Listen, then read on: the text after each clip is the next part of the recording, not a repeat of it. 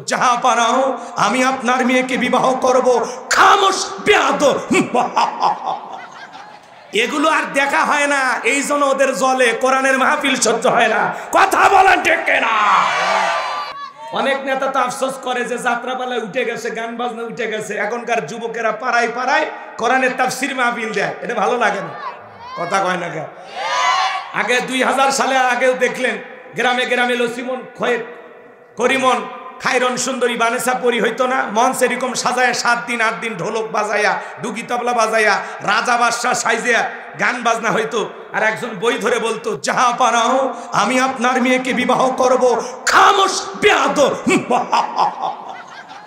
এগুলো আর দেখা হয় না এই জন্য ওদের জলে কোরআনের মাহফিল সহ্য হয় না কথা বলেন ঠিক কিনা বাংলার অলিতে গলিতে তাফসীরুল কোরআন মাহফিল চলছে চলবে ইনশাআল্লাহ বিগত সরকারের সবচাইতে বড় দোষ ওলামা ইকরামদের গায়ে হাত দেওয়া আর কোরআনের মাহফিল বন্ধ করে দেওয়া আগামীতেও শিক্ষা নেন যদি ভবিষ্যতে কোরআনের মাহফিল বন্ধ করার কোনো ষড়যন্ত্র করেন এই পৃথিবীর জমিনে আপনাদেরকেও লাঞ্ছিত করতে আমার আল্লাহর সময় লাগবে না কথা বলে ডেকে হ্যাঁ অনেক নেতা আছে কোরআনের মাহফিল দেখলে ভালো লাগে না কই এত মাহফিল কেন তা আপনার সমস্যা কি আপনার সমস্যাটা কোথায় কোরআনের আওয়াজ অলিতে গলিতে চালু হবে এটাই তো আমরা চাই মানুষ খালি দিনের কথা শুনবে দিনের বুঝবে এই জায়গায় যদি 2 ঘন্টা না থাকে যদি সিনেমা হলে থাকতেন বলেন কি হইতো সবাই তো যদি আমাদের এই যুবকেরা কোরআনের মাহফিল করার সুযোগ না পায় ওরাই যদি গান বাজাইতো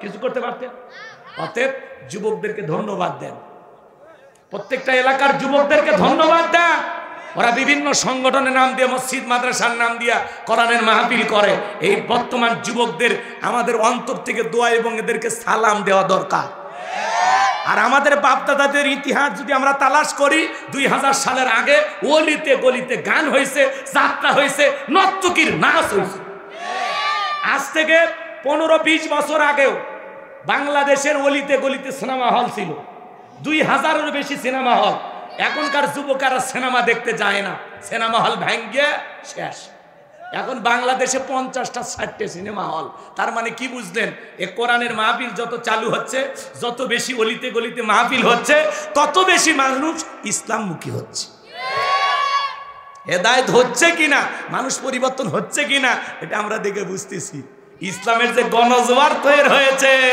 আগামীর বাংলাদেশ ইসলামের বাংলাদেশ কথা বলে ঠিক কিনা যে সময় একদিন আসবেই ইনশাআল্লাহ ভয় পাওয়ার কোনো কারণ চলেন সামনের দিকে যাই সূরার নাম কি বললাম হামিম আস-সাজদা মনে থাকবে তো ইনশাআল্লাহ জবান ছেড়ে সবাই একটু মহব্বতে পড়বেন একটু ওয়াজটা অন্য স্টাইলে হবে মন খারাপ করবেন না একটু ধৈর্য নিয়ে বসেন 12:30টার পরে যদি ভালো না লাগে একজন খালি হাত তুলে বলবেন দোয়া করেন বিশ্বাস করেন আপনি হাত তুলতে দেরি দোয়া করতে দেরি করবেন না খালি একটু অপেক্ষা করেন শুরু করি وَإِذَا قُرِئَ الْقُرْآنُ فَاسْتَمِعُوا لَهُ وَأَنصِتُوا لَعَلَّكُمْ تُرْحَمُونَ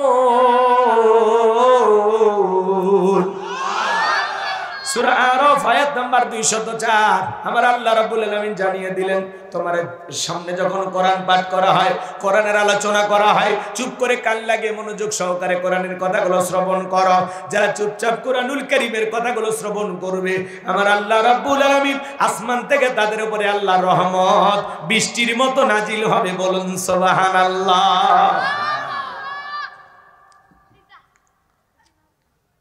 এই জায়গায় আল্লাহ রহমত নাজিল হইতেছে আপনার আমার বিশ্বাস আছে না নাই কোরআনের কথাগুলো মন দিয়ে শুনতে হবে আল্লাহ বলেন ওয়াযাক্কির ফাইন্না যিকরা তানফাউল মুমিনিন সূরা জারিয়াত 55 নম্বর আয়াত আল্লাহ ডেকে বলেন যারা আমার মুমিন বান্দা তাদের সামনে যখন কোরআন দিয়ে ওয়াজ করা হয় কোরআন থেকে উপদেশ দেওয়া হয় এই কথাগুলো শোনার পরে আমার মুমিন বান্দাদের উপকারে আসবে বলুন সুবহানাল্লাহ এদেশে যদি ওয়াজ মাহফিল না থাকতো আর মসজিদের ইমামের বয়ান যদি না থাকতো খতিবের বক্তব্য যদি না থাকতো এদেশেরও মানুষ লন্ডন আমেরিকার মতো হাফ প্যান্ট পরে ঘুরতো কথা বলে ঠিক কিনা এদেশের মানুষের যতটুকু পরিবর্তন এই ওয়াজ নসিহতের কারণে অনেকের কাছে এগুলো ভালো লাগে না এই কথা কন এমনও নেতা আছে ওয়াজ মাহফিল দেখলে গায়ে জ্বালা পড়া হয় এত মাহফিল কেন কথাকে বোঝেন নাই জবান ছেড়ে সবাই পড়ুন আউযু বিল্লাহ মিনাশ শাইতানির রাজিম। বিসমিল্লাহির রাহমানির রাহিম। বিতাড়িত মুর্দা শয়তানের কাছ থেকে আল্লাহ পাকের কাছে আশ্রয় প্রার্থনা চাচ্ছি। পরম কোন ওয়াসিম দালু আল্লাহ তাআলা নামে শুরু করছি। আমার আল্লাহ রাব্বুল আলামিন বলেন, ইন্নাল্লাযীনা ক্বালু রাব্বুনাল্লাহু সুম্মাস্তাকামু তাতানাজ্জালু আলাইহিমুল মালাইকাতু আল্লা তাখাফু ওয়ালা তাহজানু ওয়া আবশিরু বিল জান্নাতিল্লাতী কুনতুম তুআদুন।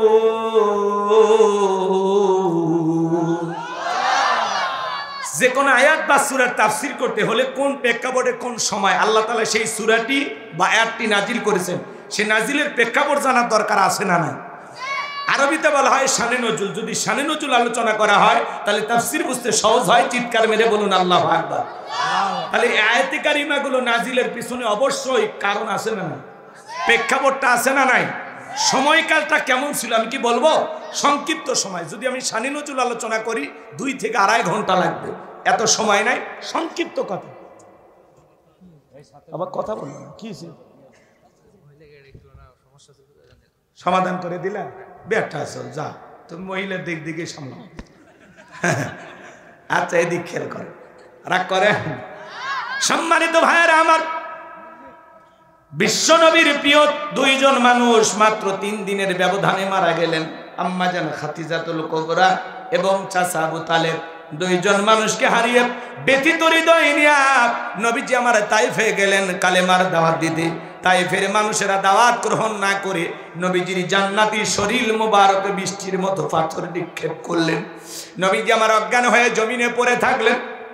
হযরতে যায়েদ বিন হারেসা বলেন, আমি অনেক কষ্টে নবীজির দেহ থেকে পাথরগুলো সরায় ফেললাম। নবীজির জ্ঞান যখন ফিরে আসলো ডেকে বলে, যায়েদ আমার একটু ওযু বানায় দেবি, নামাজ আদায় করব। হযরতে যায়েদ ওযু বানায় দিলেন। নবীজি হযরতে যায়েদ ডেকে বলেন, আমি যখন নবীজির পা থেকে জুতা মোবারক খুলতে গেলাম আমি তাকায় দেখলাম নবীজির থেকে রক্তগুলো জুতার ভিতরে জমাট বেঁধে আছে। অনেক কষ্টে আমি জুতা খুললাম, নবীজিকে ওযু বানায় দিলাম। নবীজি আমার সিজদা দিয়ে সালাত আদায় করে আসমান থেকে জিবরাইল আসলেন আর ডেকে বলে, নবী আপনি যদি অর্ডার দেন আমি ফেরেশতাদেরকে অর্ডার দেব, তারা তাইফের মানুষকে পাহাড় চাপা দিয়ে ধ্বংস করে দেবে। আমার নবীর কত দয়া জানেন? নবী আমার ডেকে বলে, জিবরাইল তাইফের মানুষেরা না বুঝে আমাকে পাথর নিক্ষেপ করেছে, ওদেরকে যদি পাহাড় চাপা দিয়ে দুনিয়ার জমিন থেকে বিদায় করে দাও, কার কাছে আমি কালেমার দাওয়াত পৌঁছাবো? আমি আমার তাইফের মানুষদেরকে মন থেকে মাফ করে দিলাম, তুমি আল্লাহ তাআলাকে জানায় দাও আমার আল্লাহ যেন তাইফের মানুষদেরকে মাফ করে দেয়। আমার ভাইয়েরা গভীর মনোযোগটা শুনবেন। ব্যথিত হৃদয় নিয়ে রক্তাক্ত শরীর নিয়ে নবীজি বাড়িতে চলে আসলেন। 1 দিন 2 দিন অতিবাহিত হয়ে যায়, আসমান থেকে জিবরাইল আসে না। 19 দিন পর্যন্ত আসমান থেকে নতুন কোনো আয়াত নাজিল হয় না, নতুন কোনো সূরা নাজিল হয় না। কাফেররা সমালোচনা শুরু করে দিল, ও নবীর সাহাবীরা কি ব্যাপার, তোমাদের নবী তো নতুন কোন আয়াত বা সূরা পাঠ করে আমাদেরকে শোনায় না, নাকি তার আল্লাহ তাকে ভুলে গেছেন? জোরে কর নাউজুবিল্লাহ। আবার কেউ কেউ বলতে লাগলেন, ও নবীর সাহাবীরা তোমাদের নবী তো নতুন কোন আয়াত বা সূরা আমাদেরকে পাঠ করে শোনায় না, নাকি তার উপরে যে জিন ভর করেছিল সেই জিনটা বিদায় নিয়েছে? জোরে কর নাউজুবিল্লাহ। এইভাবে তারা সমালোচনা করতে লাগলো। সাহাবায়ে কেরাম মনে মনে কষ্ট পায়, কিন্তু বিশ্ব নবীর সামনে কেউ প্রকাশ করে না। 19 দিন পরে আল্লাহ তাআলা তখন এই পাওয়ারফুল আয়াতে কারিমাগুলো নাজিল করলেন। জিবরাইলের মাধ্যমে আমার আল্লাহ তাআলা জানিয়ে দিলেন, ইন্নাল্লাযীনা ক্বালু রাব্বুনাল্লাহ।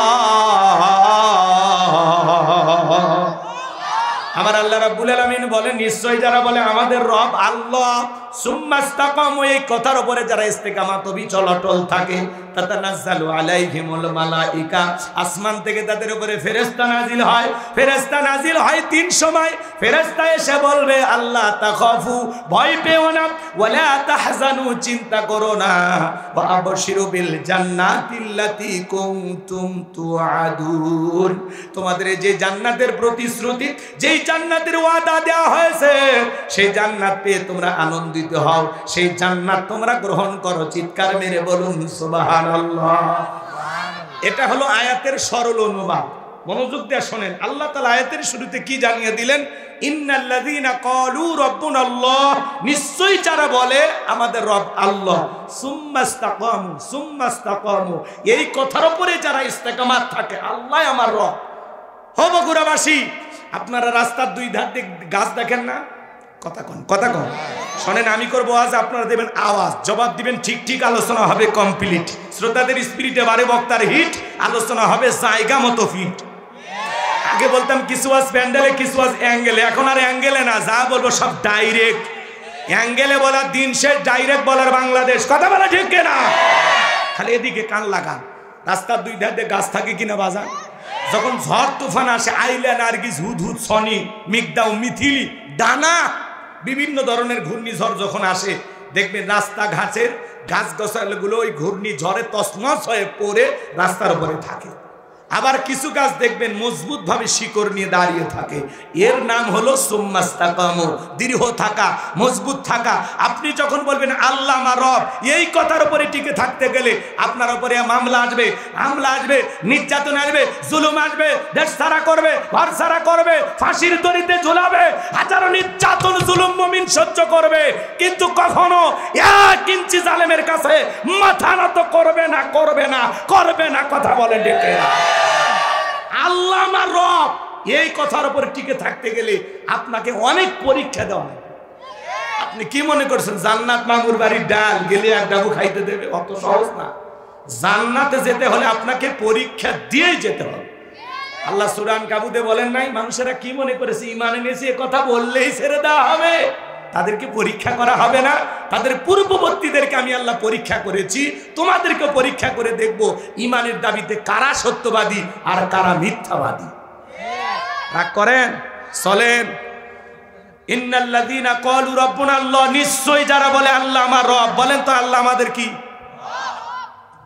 আমার আল্লাহ রাব্বুল আলামিন বলেন, ইন্নাল্লাযীনা ক্বালু রাব্বুনাল্লাহ,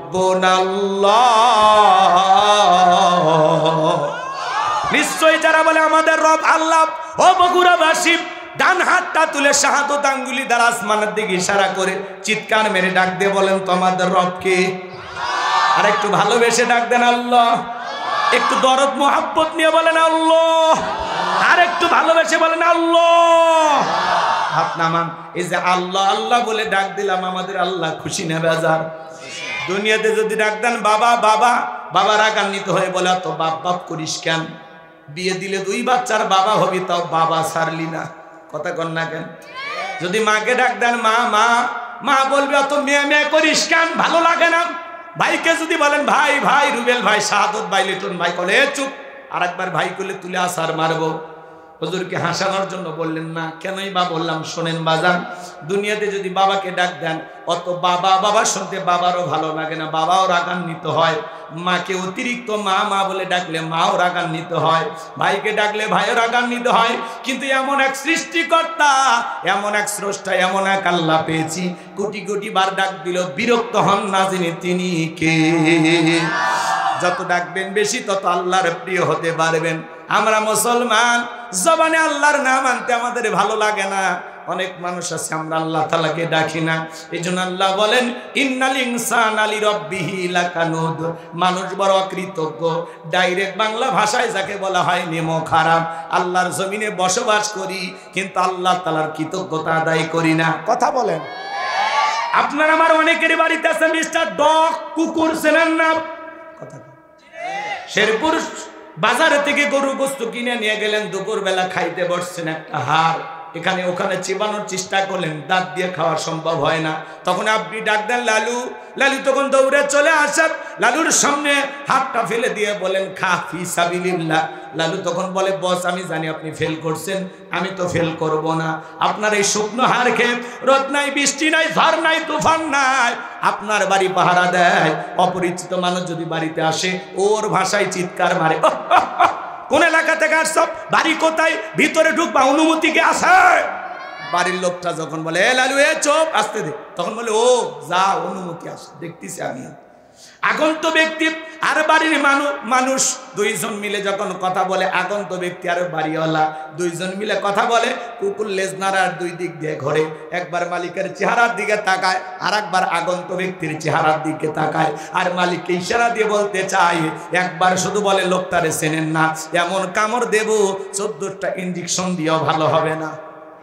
কথা বলেন।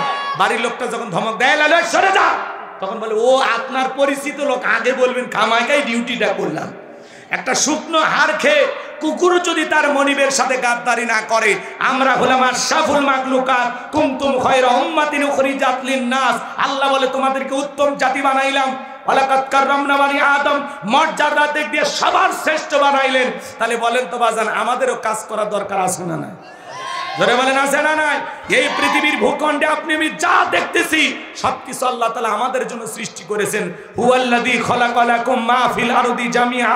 বান্দারে পৃথিবীর জমিনে যা কিছু দেখো সবকিছু আমি আল্লাহ তোমাদের জন্য সৃষ্টি করেছি, আর তোমাদেরকে সৃষ্টি করেছি ওয়ামা খলাকতুল জিন্না ওয়াল ইনসা ইল্লা লিয়াবুদুন। আমি মানব জাতি আর জিন জাতিকে সৃষ্টি করেছি শুধুমাত্র কেবলমাত্র আমি আল্লাহর দাসত্ব আর গোলামি করার জন্য। বলুন আল্লাহু আকবার। মানুষকে আল্লাহ সৃষ্টি করেছেন তার গোলামি করার জন্য, এবং মানুষকে সৃষ্টি করেছেন খলিফা হিসাবে আল্লাহর প্রতিনিধিত্ব করার জন্য। আল্লাহু আকবার বলেন। খালি গোলামি না, প্রতিনিধিত্ব করার জন্য। আমরা আল্লাহর খলিফা, আল্লাহর পাঠানো। কথা কয় না কেন? শুধুমাত্র গোলামি নয়, আল্লাহ আমাদেরকে এই সমাজ রাষ্ট্রের নেতা বানাবে। আল্লাহ আমাদেরকে পৃথিবীর শাসন ভার, ক্ষমতার ভার আল্লাহ দান করবে। একদিন তামাম পৃথিবীর কর্তৃত্ব রাজত্ব মুসলমানদের হাতে আসবে। তামাম পৃথিবীর সমস্ত এরিয়া জুড়ে মুসলমানের শাসন চলবে, আর তার সংবিধান হবে আল কোরআন। চিৎকার মেরে বলুন সুবহানাল্লাহ। তাহলে তামাম পৃথিবীর রাজত্ব ক্ষমতা একদিন আল্লাহ কাদেরকে দেবে? মুসলমানদেরকে দেবে। সেই দিন আসবে ইনশাআল্লাহ। কষ্ট পান আপনারা? সম্মানিত ভাইয়েরা আমার, লম্বা করার কোনো সুযোগ নাই। কেন আল্লাহর গোলামি করবেন না? যে আল্লাহ তাআলা এত সুন্দর দুনিয়ার জমিনে এত নিয়ামত দিয়ে আপনাকে আমাকে বসবাস করার তৌফিক দিয়েছেন। ডাবের পানিটা খাইতেছেন কে দিয়েছে? আপেল আঙ্গুর কমলা বেদানা খাইতেছেন কে দিয়েছে? একটু চিন্তা ভাবনা করেন। এই যে সুন্দর নিঃশ্বাস নিতেছি, যান না হাসপাতালে অক্সিজেন কিনে দেখেন, 12টা বেজে যাবে, ফকির হয়ে যাবেন। তাহলে আল্লাহ এত সুন্দর রাখছে, এত ভালো রাখছে, এত সুস্থ রাখছে। চাইলে অন্ধ বানাইতে পারতেন, প্রতিবন্ধী বানাইতে পারতেন, তা না বানা আল্লাহ এত ভালো রাখছে। কেন আল্লাহর শুকরিয়া আদায় করবেন না? লাকাদ খালাকনাল ইনসানা ফি আহসানি তাকওয়িম। বান্দারে বড় সুন্দর করে সুন্দরতম গঠন দিয়া আমি আল্লাহ আপন কুদরতি হাতে তোমাদেরকে সৃষ্টি করেছি। চিৎকার মেরে বলুন সুবহানাল্লাহ। তাহলে আজ থেকে গোলামি চলবে কার? তাহলে ভালো করে বুঝবেন বাজান গো আমার। আল্লাহ বলেন ইন্নাল্লাযীনা ক্বালু রাব্বুনা আল্লাহ, নিশ্চয় যারা বলে আমাদের রব আল্লাহ। রূহের জগতে আল্লাহ তাআলা আপনাকে আমাকে প্রশ্ন করলেন আলাস্তু বিরাব্বিকুম, আমি কি তোমাদের রব নই? আমরা সেদিন সবাই জবাব দিয়ে বলেছিলাম ক্বালু বালা, অবশ্যই আপনি আমাদের রব। এই পৃথিবীর জমিন আসার পরে আল্লাহ রাব্বুল আলামিন সর্বপ্রথম যে ওহী নাজিল করলেন ইকরা বিসমি রাব্বিকাল্লাযী খলাক, পরে তোমার রবের নামে যিনি তোমাদেরকে সৃষ্টি করেছেন। এই রবের জ্ঞান শিক্ষা দেওয়া হয় কোথায়? স্কুল কলেজ নাকি মাদ্রাসায়? জোরে বলেন, জোরে বলেন। মাদ্রাসায়। এবার জানবো আমার স্কুল কলেজে ধাক দিনে কি গান বাজনা আজে বাজে অনেক কিছু শেখানো হয়, কিন্তু আল্লাহর কোরআনটাকে শেখানো হয় না। আর মাদ্রাসার দিকে তাকায় দেখেন ছোট ছোট বাচ্চারা বৈশা বৈশা পেশাব করে, কি সুন্দর ঢেলাগুলো ব্যবহার করে। বাড়িতে যা মাকে বাবাকে সালাম দেয়, রাস্তাঘাটে মুরব্বী দেখে সালাম দেয়, কি সুন্দর আদব কায়দা, দেখে মনটা ভরে যায়। ছোট্ট বাচ্চা দাঁড়িয়ে পেশাব করে না। হুজুর বলেছে বাবা দাঁড়িয়ে পেশাব করা হারাম, আর পেশাব থেকে পবিত্রতা অর্জন করতে হবে। অধিকাংশ মানুষকে আল্লাহ তাআলা কবরের শাস্তি দিবেন একটি অপরাধে, পেশাব থেকে পবিত্রতা অর্জন না করার কারণে। অনেক মানুষকে কবরের শাস্তি দেওয়া হবে শুধুমাত্র পেশাব থেকে পবিত্রতা অর্জন না করার কারণে। কথা বলেন না কেন? আপনার ছেলে কলেজে পড়াশোনা করে, পালসার গাড়ি নিয়ে ঘোরাঘুরি করে, গাড়িটা রাস্তার মধ্যে ব্রেক করে সেন্টার টান দিয়া কুকুরের মতো দাঁড়িয়ে থেকে পেশাব করে, বসেও না। এরকম সন্তান আমাদের ঘরেও আছে না নাই? এ বাজান গো আমার, এজন্য সন্তানকে মানুষের মতো মানুষ বানাইতে হলে মাদ্রাসায় পড়ানো ছাড়া বিকল্প কোনো রাস্তা খোলা নাই। কথা কয় না? রাগ করেন নাকি আপনারা? সন্তানকে ছোটবেলায় মাদ্রাসায় পড়াবেন, এরপরে ডাক্তার বানান, ইঞ্জিনিয়ার বানান, আমাদের কোনো আপত্তি নাই। ডান চোখ যেমন দরকার আছে বাম চোখেরও দরকার আছে, ডান হাতের যেমন দরকার আছে বাম হাতেরও দরকার আছে। কথা বলেন। সমাজে মোল্লা মুন্সি হুজুর আলেম ওলামা মুফতি মুহাদ্দিসের যেমন দরকার আছে, ডাক্তার ইঞ্জিনিয়ার তাদেরও দরকার আছে না নাই? আমি হুজুরকে দিয়ে ওয়াজ হবে, ইমামতি হবে, মাঠ চলবে, মসজিদ চলবে, কিন্তু আমার এদের যদি বলেন হুজুর একটা মহিলার সেজার করা লাগবে, কি মনে হয় পারবো? যথেষ্ট পরিমাণ শুধুমাত্র এতটুকু করতে পারি, একটা বোতল নিয়ে আসো বাবা, পানিতে ফু দেই, এর চাইতে বেশি আমারই দেওয়ার হবে? তো এই জন্য বাজান সবেরই প্রয়োজন আছে না? কিন্তু ছোটবেলায় মাদ্রাসায় বলে ডাক্তার হলে আদর্শ ডাক্তার হবে, ডাক্তার নামের কসাই হবে না। ইঞ্জিনিয়ার হলে আদর্শ ইঞ্জিনিয়ার হবে, নেতা হলেও আদর্শ নেতা হবে। কথা বলেন ঠিক কিনা? অনেক কথা বলার আছে বাজান। কলেজ ইউনিভার্সিটির দিকে তাকা দেখেন, ছাত্র আর শিক্ষককে মারামারি কইরা মাঝে মাঝে শিক্ষককে পিটাইয়া ল্যাংটা করে ফেলে দেয়।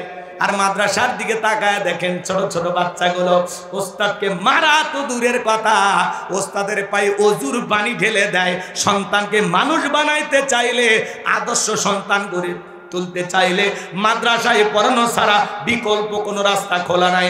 সবার সন্তানকে দিন শিখানোর দরকার আছে না নাই? আল্লাহ যেন কবুল করেন, জোরে বলেন আমিন। ওই দিকে যাওয়ার সুযোগ নাই বাজান। পবিত্র কোরআনুল কারীমের 1 নাম্বার সূরা সূরাতুল ফাতিহার 1 নাম্বার আয়াত, জবান ছেড়ে সবাই বলুন আলহামদুলিল্লাহি রাব্বিল আলামিন।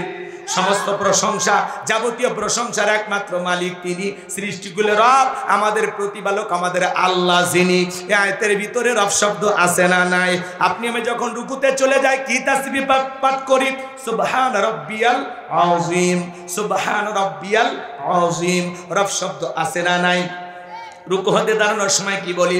সামি আল্লাহু লিমান হামিদা, রব্বানা লাকাল হামদ। রব শব্দ আছে না নাই? এরপরে যখন সিজদায় লুটিয়ে পড়ি, মাথাটা নত করি, কি তাসবিহ পাঠ করি? সুবহান রাব্বিয়াল আ'লা, সুবহান রাব্বিয়াল আ'লা। অনেকে দেখবেন খালি ফিসফিস করে, সুবহান সুবহানাল্লাহ কয় না, সয়াবিনের তেল কয় আল্লাহ ভালো জানে। আছে না নাই? স্পষ্ট করে বলতে হবে সুবহান সুবহান সুবহান সুবহান। আছে না নাই আমার ভাইরা? এরপরে নামাজের সালাম ফিরানোর পরে আল্লাহ তাআলার কাছে যখন হাত তুলে দোয়া করি কি বলি? রব্বানা আতিনা ফিদ দুনিয়া হাসানাতাও ওয়া ফিল আখিরাতি হাসানাতাও ওয়া কিনা আযাবান নার।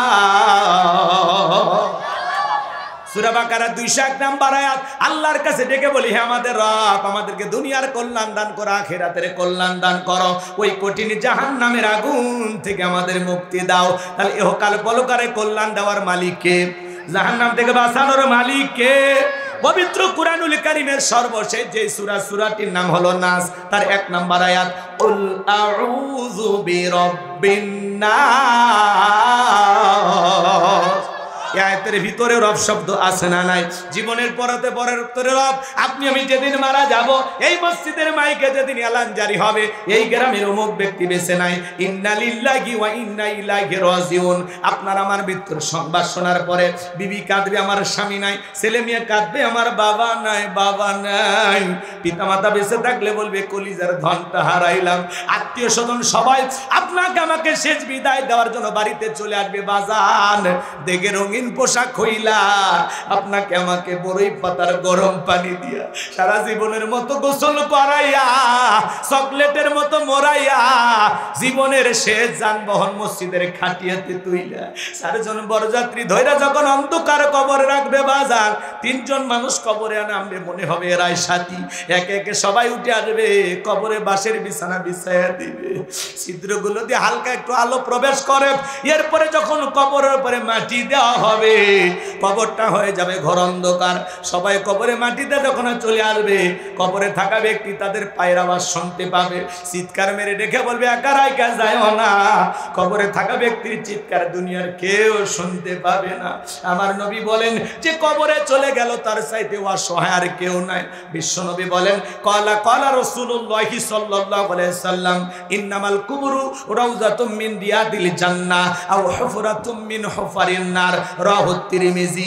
বিশ্ব নবী ডেকে বলেন যে ব্যক্তির আমল ভালো, মৃত্যুর সঙ্গে সঙ্গে আল্লাহ তাআলা তার কবরটাকে জান্নাতের বাগান বানায়া দিবেন, বলুন সুবহানাল্লাহ। আর যে ব্যক্তির আমল খারাপ, আও হুফরাতুম মিন হুফারিন নার, তার কবরটা হবে জাহান্নামের আগুনের গর্ত। একবার যদি কারো কবর জাহান্নামের আগুনের গর্ত হয়ে যায়, বাঁচার কিন্তু কোনো উপায় নাই। নবী আমার এক জায়গায় বসা, আসমান থেকে জিবরাইল আসলেন আর ডেকে বলে নবী এই মুহূর্তে একটা আওয়াজ হইল, আপনি কি শুনতে পাইছেন? আল্লাহ রাসূল বলে হ্যাঁ আমি শুনতে পাইলাম। জিবরাইল বলে নবী আজ থেকে 70 বছর আগে জাহান্নামের গর্তের মুখে আল্লাহ একটা পাথর ছেড়ে দিয়েছেন, এই মাত্র জাহান্নামের তলদেশে পৌঁছাইলো।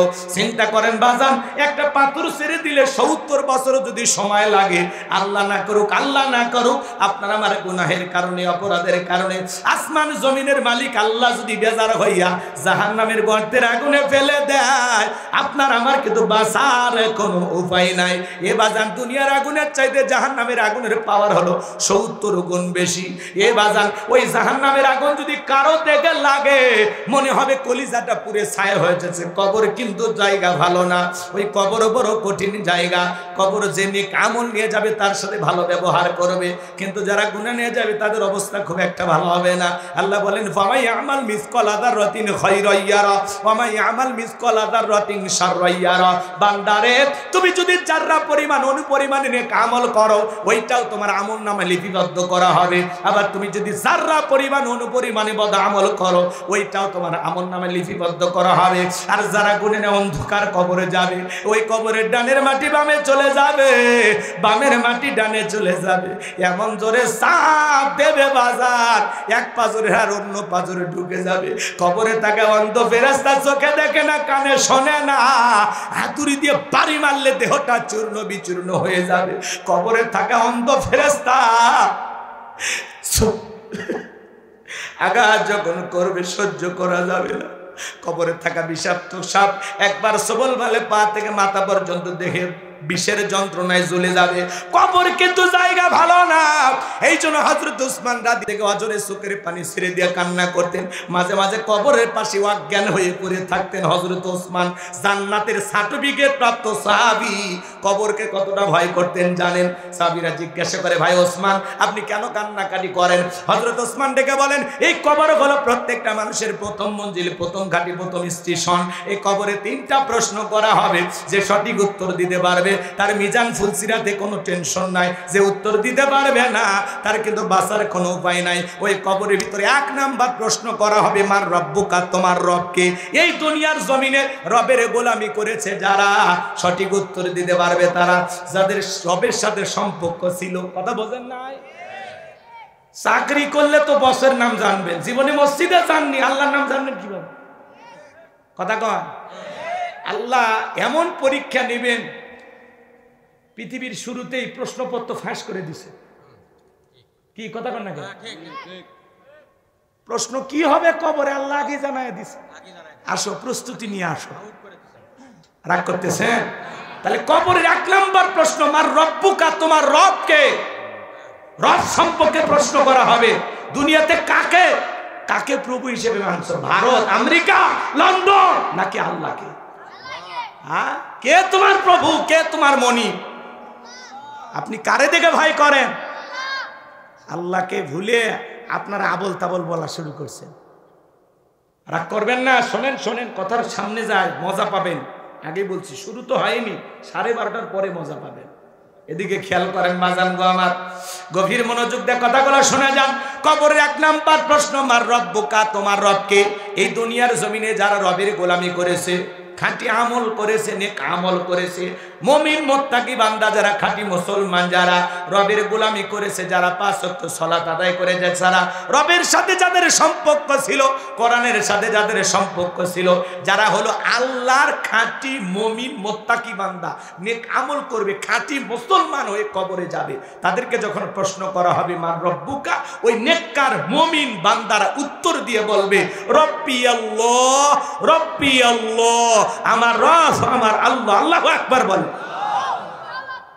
কিন্তু যাদের রবের সাথে সম্পর্ক ছিল, ভালো করে বোঝার চেষ্টা করবেন বাজার, কিন্তু যারা বলেছে খাও দাও ফুর্তি করো, দুনিয়াটা মস্ত বড়, ভদ্র মহিলা বয়স হয়ে গেছে, ভারতে পালে আছে, এরপরে মোবাইলে অডিও কল কথা বলে, আর কয় চিজ বাড়ি হে মস্কো মস্কো, হিন্দি গান বলে, জনগণকে বলে তোমরা মাঠে নামো আমি আসি, এ কথা কয় না কে?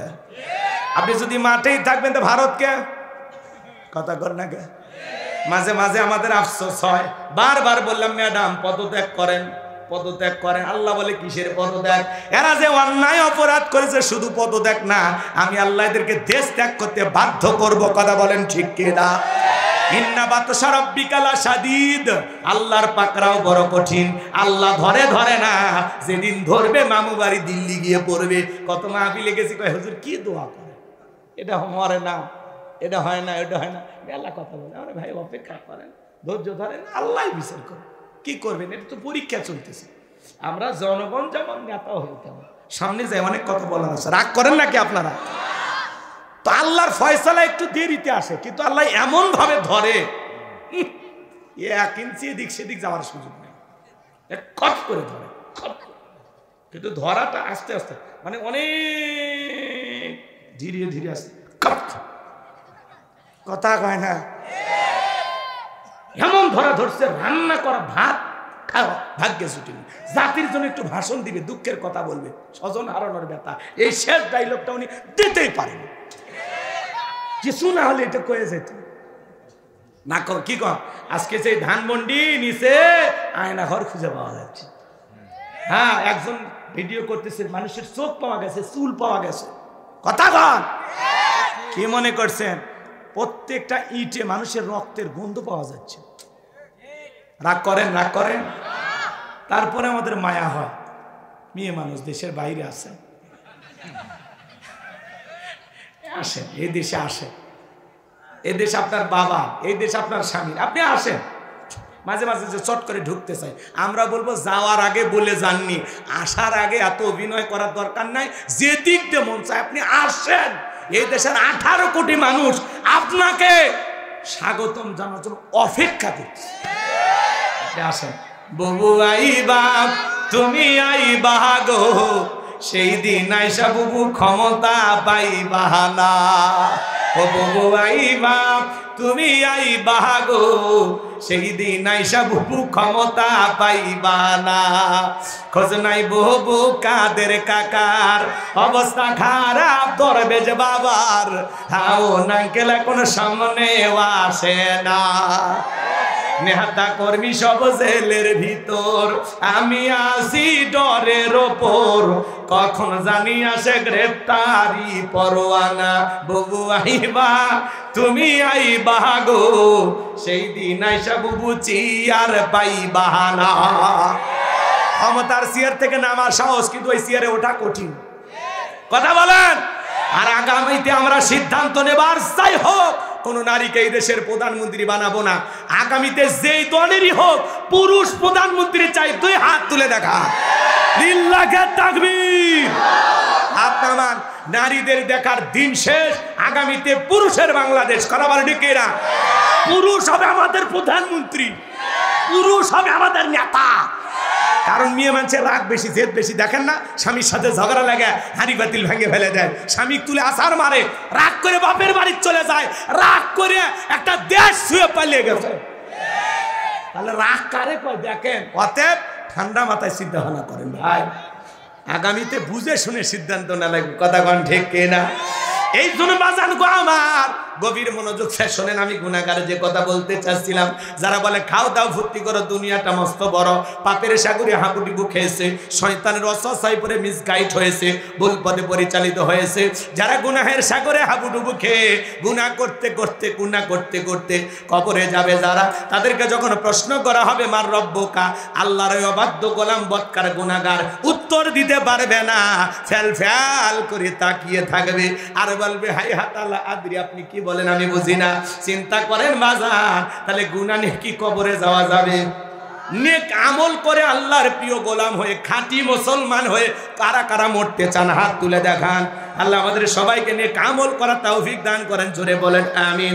তাহলে আল্লাহ তাআলা বলেন ইন্নাল্লাযীনা ক্বালু রাব্বুনা আল্লাহ, নিশ্চয়ই যারা বলে আমি তাদের রব, আমাদের রব কে? আরেকটু জোরে বলেন কে? আল্লাহ আমার রব, এই রবই আমার সব। বান্দার চাওয়ার আগে সব চাওয়া পূরণ করে দেন তিনি কে? আমার মার চাইতে, বাবার চাইতে, আমার বিবির চাইতে, সন্তানের চাইতে আমার আল্লাহ আমার সব চাইতে আপন। আমার আল্লাহর দয়া, আমার আল্লাহর এত দয়া, আমার মায়ের চাইতে, আমার বাবার চাইতে, আমার বিবির চাইতে, আমার সন্তানের চাইতে আমার আল্লাহ আমার বেশি ভালোবাসে, আমার আল্লাহ আমাকে বেশি দয়া করে, আমার আল্লাহ আমাকে বেশি মহব্বত করে। কথা বলে ঠিক এরা মানুষের এদিকে খেয়াল করে, মুমিনের সবচাইতে আপন একজন, তিনি কে? আল্লাহর চাইতে বড় আপন কেউ নাই, আল্লাহর চাইতে বড় আপন কেউ নাই। কথা বলেন ঠিক কিনা? সেই আপনের সাথে সম্পর্ক ভালো থাকার দরকার আছে না নাই? আল্লাহ বলেন ইন্নাল্লাযীনা ক্বালু রাব্বুনা আল্লাহ, নিশ্চয়ই যারা বলে আমাদের রব আল্লাহ, কিন্তু পৃথিবীর জমিনে আল্লাহ যখন জিরো থেকে হিরো, বাবা মার জন্য অভিশাপ, বিবির জন্য অভিশাপ, সন্তানের জন্য অভিশাপ, সমাজের জন্য অভিশাপ। কথা বলে ঠিক না? এই মাদক দ্রব্য যারা পান করে, নিশা দ্রব্য যারা পান করে, এরা সমাজটাকে ধ্বংস করে। এজন্য যুবক হাত তুলে বাধা দাও, জীবনে কোনোদিন মাদক সেবন করবা না। আসো আসো সোনা আসো, হাত তোলো তো কলিজারা। মাশাআল্লাহ বগুড়ার মানুষ ভালো, এলে খায় না, আজেবাজে জিনিস খায় না, ঠিক আছে হাত নামাও না। এই যে হাত তুলে ওয়াদা দিলা, ওই ইয়াবা ফেন্সিডিল গাঁজা মদ না খাই যদি বিয়ে করে থাকো, ওই টাকাটা জমাও, প্রত্যেকটা মাসে বউকে একটা 3 পিস কিনে দিবা, কিছু না হইলে 12টা মাসে 12টা বাসর রাত পাইবা। হ্যাঁ, ওই টাকাটা জমা, নষ্ট করিও না। আল্লাহ হেদায়েত দান করেন, জোরে বলেন আমিন। এমনকি যারা বিড়ি সিগারেট খান, ওইটা একটু বাদ দেন, খাইলে গন্ধাই তো ভালো লাগে না। অনেকে মুসাফা করে, পরে নাক যখন চুলকে দিয়ে যায়, আরে কি সেন।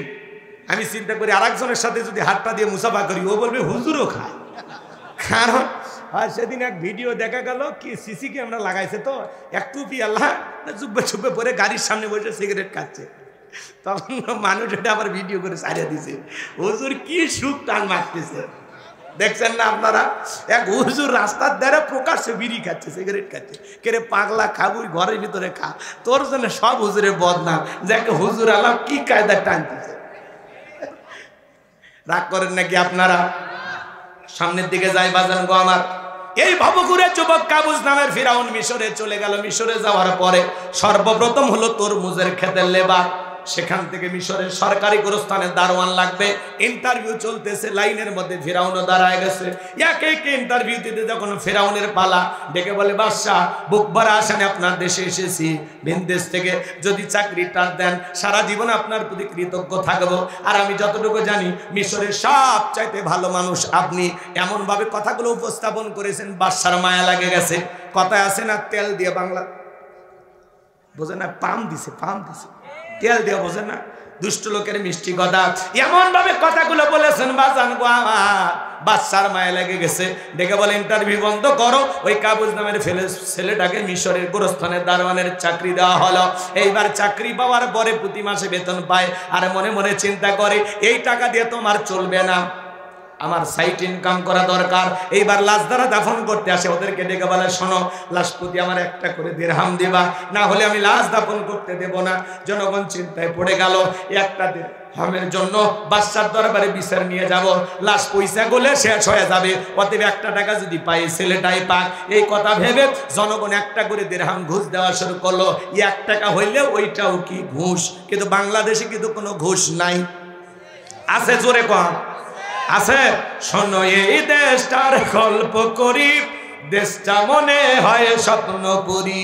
সুদখোর ঘুষখোর মদখোর জুয়াখোর হে তাই আসে ভুরি ভুরি হে তাই আসে ভুরি ভুরি এ দেশে অসৎ কামাই কেউ করে না তবে ঘুষের টাকা পেলে কেউ তো ছাড়ে না টেবিলের নিচে দিয়ে হাত বাড়িয়ে কালো টাকাটা নাই সারিয়ে করছে ওরা বড় দেশের চুরি করছে ওরা বড় দেশের চুরি শোনো এই দেশটার গল্প করি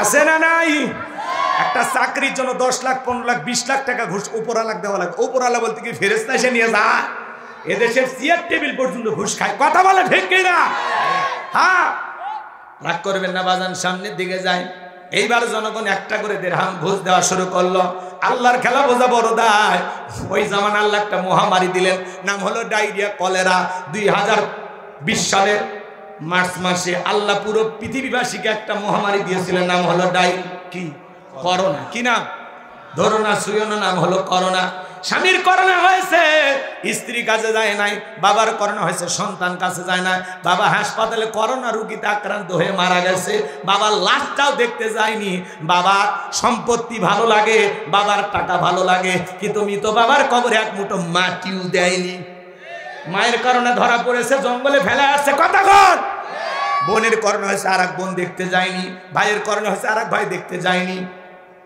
এরকম হয়েছে কিনা বলেন বন্ধুর করোনা হয়েছে আর একটা বন্ধু দেখতে যায়নি স্বামীর করোনা হয়েছে স্বামী আলাদা রুমে বউ আলাদা রুমে ভাঙ্গা একটা প্লেটে কিছু খাবার সাজাইয়া বাঁশ একটা লম্বা একটা লাঠি দিয়া আস্তে করে স্বামীর ঘরে ঠেলে খাবার ঢুকে দিয়েছে স্বামীর সুস্থ হওয়ার পরে স্বামীর কাছে যায় বউ তখন বলতেছে জোসনার বা আমি যে তোমারে কত ভালোবাসি তুমি জানো না আসল দিয়ে মুখটা মুছে দেয়ার বলে শোনো তাহাজ্জুদ পড়ে পড়ে দোয়া করেছে আল্লাহ আমার স্বামীর হায়াত তুমি বাড়ায়া দাও স্বামী তখন মনে মনে বলে বউরে আমারে যে কত ভালোবাসিস আমার জানা হয়ে গেছে আমি যখন ঢুকেছিলাম মাঝে মাঝে মনে হয়তো এই বুঝি জানালা খুলে দুইটা মিষ্টি কথা বলবি এই বুঝি দরজা খুলে আমার সাথে এক নজর দেখা করবি কিন্তু না রে বিবি না আমার সাথে দেখা করলি না মোবাইলে তোর ছবি ছিল সেগুলো দেখেছি আর চোখের পানি ছেড়ে দিয়ে কান্না করেছি আমারে যে তুমি কত ভালোবাসো তার প্রমাণ আমি পাইছি আমি যখন করোনা রোগী ছিলাম তখন আমারে তুমি বাস দিয়া খাওয়াইছো কথা বোঝেন নাই এই করোনা মহামারী ছোটখাটো মিনি কিয়ামতের মতো ঘটে গেছে এই করোনা মহামারী বুঝে দিয়েছে দুনিয়াতে কেউ কারো আপন না আপনি কি মনে করেন বাজান আপনি মারা গেলে সব থেমে যাবে দৌড় মিয়া ভুল ভাবো না ওই যে একটা বিয়ের ভিডিও ভাইরাল হয়ে গেছে আপনারা দেখেছেন পাশে লাশ আর পাশেই বিয়ের খাওয়া দাওয়ার আয়োজন চলতেছে আপনার লাশ রেখে মানুষ সেদিনও ভাত খাবে আপনার লাশ রেখেও গরু জবাই করে রান্না হবে আপনি কি মনে করেন আপনার জন্য দুনিয়াতে কোনো কিছু থেমে থাকবে না এ স্বার্থপর দুনিয়াতে কেউ কারো আপন না আপনি খামাকাই বউ বাচ্চার টেনশনে অনেক কিছু করতেছেন দুর্মিয়া মরে গেলে সব আপন গতিতে চলবে কথাকে বোঝেন এই জন্য বাজান বউ বাচ্চা সংসার দুনিয়া প্রাধান্য দিতে গিয়া আমরা আল্লাহকে ভুলে গেছি এজন্য আসুন আমরা আখিরাতকে টার্গেট করি দুনিয়াকে ফেলায়া দেই যতটুকু না হলেই নয় ততটুকু নিয়ে চলার চেষ্টা করি রাগ করেন আপনারা মন খারাপ করবেন না বাজান